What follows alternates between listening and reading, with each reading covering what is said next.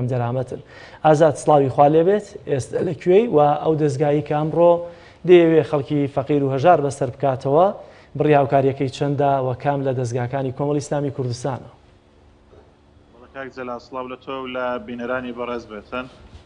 من لە ناحیەی خەلیفانم، دیارە ئەنجومەنی خەلیفانی کۆمەڵی ئیسلامی کوردستان لە چوارچەوەی ئەو هاوکاریانەی کەوا بەردەوام بۆ خێر بڵین بۆ خەڵکی هەژار و کەم دەرامەت دابینی ئەکاتن، ئەمڕۆ نزیک سەد سەبەتەی خۆراشی ئامادە کردووە و ئامادەکاریان کردووە پاشکەمێشتر بەسەر خەڵکی هەژار و کەم دەرامەتی ناحیەکە دابەشی ئەکاتن. من بۆ زانیاری زیاتر وە قسەکردن لەسەر چۆنیەتی ئامادەکردنی و هاوکاریانەوە دابشکردنی بەسەر خەڵکی هەژار و کەم دەرامەت لەگەڵ کاک عوسمان بناوی بەرپرسی ئەنجومەنی خەلیفانی کۆمەڵی ئیسلامی کوردستان قسەکەم. کاک عوسمان ئەگەر بیتە ئێرە سڵاوت لێبێتن ئەم هاوکاریانە چینکەوە ئێوە ئەمڕۆ دابەشیەکە. بەناوی خۆی گەورە میهرەبان، پێشی بەخێرات نزانام دەکەین، دەستخۆشی لە تەواوی کارمەندانی کانالی ئاسمانی پیان بکەین، خۆی گەورە پاداشتان داتەوە.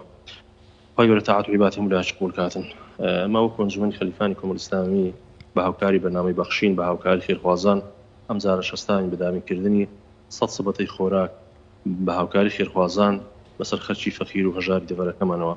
لێرەوە دەستخۆشی لە خێرخوازانەکەن، خۆی گەورە پاداشتان داتەوە و لێرەوە داوان لێکەین بەردەوام بن لەو خێرانە، داوان لێکەین هاوکار بن لۆی بتوانین زیاتر خزمەتی خەرچی فەقیر و هەژاری دەڤەرەکەمان بکەین. ئەمە لێرەوە دەستخۆشیان لێکەین، خۆی گەورە پاداشتان داتەوە و حەقوا بوو لەو جێژنەی حکوومەتی هەرێمی کوردستان هاوکاری خەرچی فەقیر و هەژاری کرد بە معاشیدا بە خەرچی وەی نەکرد بە خەرک معاشی نەبیتن وەزی خراپی. بەڵام لێرەوە خەرچی خێرخواز و خواپێدا و لە زیاتی حکوومەتی هەستاوە بە دابینکردنی سبەتەی خۆراک و هاوکاری مادی و معنەوی بەسەر خەرچی فەقیر و هەژارەوە لێرەوە دەستخۆشیان لێکەین، خۆی گەورە پاداشتیان داتەوە و داوان لێکەین بەردەوام بن و سەرکەوتوو بن ئینشاءالله. کاک عوسمان لە ماوەی کەوا هاوڵاتیان لە کارنتینە بن تاوەکو ئێستا توانیوتانە چەند سەرەتەی خۆراک لە سنووری ناحیەی خەلیفان وەکو ئەنجومەنی خەلیفانی کۆمەڵی ئیسلامی بەسەر خەڵکی هەژار و کەم دەرامەت دابەشی بکەن؟